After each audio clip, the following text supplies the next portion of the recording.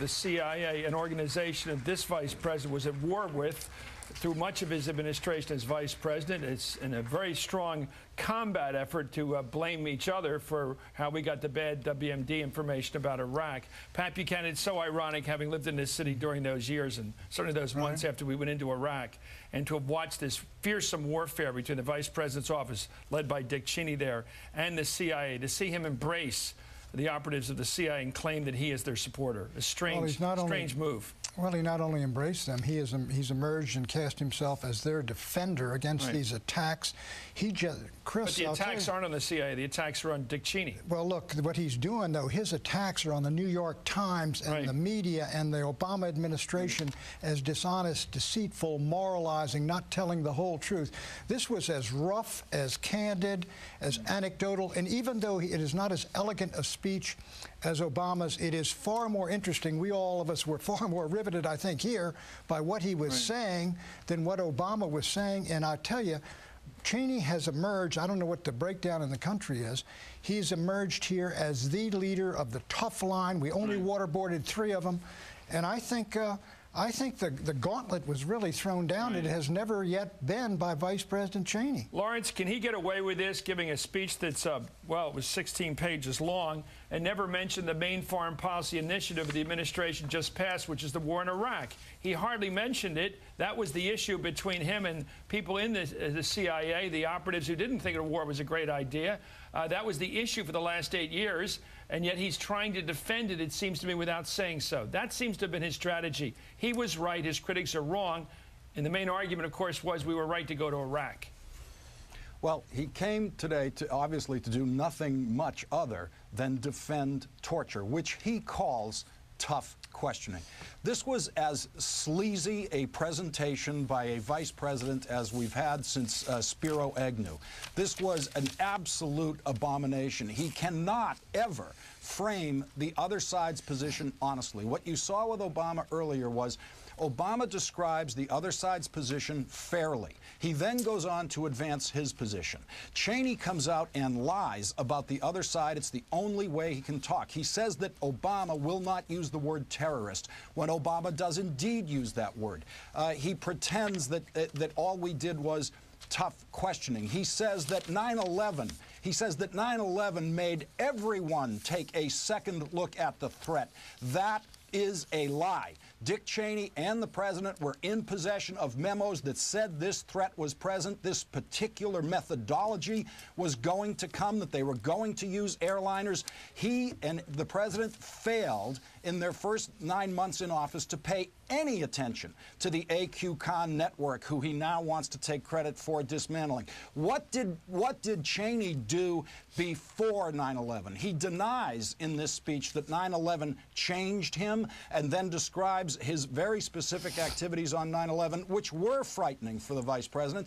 Then he goes on to say that he thinks about it every day. This guy just has to lie from beginning to end through his setup of his opposition's position in order to advance any of his ideas at all, none of which have any proof to them at all. Mark Whitaker, in terms of the news coming out of this, it seems to me the vice president is adding to fears expressed by the U.S. Senate yesterday in that 90-6 vote of bringing these terrorist suspects into the United States prison, into our prison system. He certainly declares war, saying that that is a bad mistake, and he's opposed to it. The bottom line is that the president gave a speech which was very eloquent, but I don't think necessarily is going to get Congress to restore the funding for shutting down Guantanamo or convince congressmen that they should have prisoners in their home districts. What seems really unfortunate, I think, in the vice president's speech, but also to some degree even in the president's speech, is that on both sides, although they may have disagreed about the methods, both of these administrations want to keep the American people safe. And I think particularly the vice president's speech, but also the president's speech, I think, are not going to put an end to what is increasingly becoming a very divisive debate in this country. Both of them said that they opposed a truth commission, but it seems to me we have to find some bipartisan way of coming together, addressing these issues, and moving forward. A plot was just foiled in New York yesterday to blow up a synagogue and to shoot down planes. Can you imagine if there was another attack like that, rather than bringing us together as 9/11 did? I think in this political climate, it would just rip this country apart. Let me go to Jack Rice, who's got experience with the CIA. I was struck, as other people were here, by the strength of the former vice president's argument on behalf of the CIA. I never thought of him as an agency guy.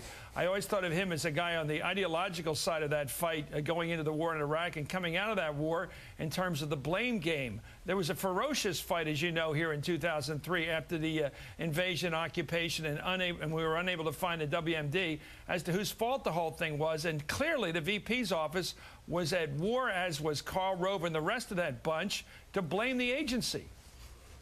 Yeah, apparently the vice president has no problem with actually looking at the facts as they stood then and as they stand now. He beat the CIA like a piñata for year after year until all of a sudden he's going to be their champion. Look, this is a guy that I'm watching today who wraps himself in the flag with the Constitution in tatters at his feet.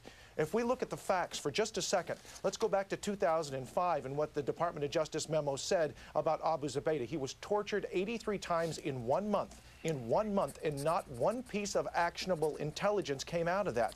So if we talk about how this saved lives, let's look at the ramifications of what actually happened here and what it means on a worldwide stage. But apparently, the vice president has no need to look at those facts either. We look at where we're going and what it means. He apparently doesn't care as long as he looks good doing it. Let me ask Andrew to put a big picture around this, a big box around it. It seems to me the vice president has set up a Manichaean world here, black and white. We were right, you were wrong, you're going to be wrong if you keep on your course. He praises the president when the president agrees with him, for instance, on not releasing the pictures.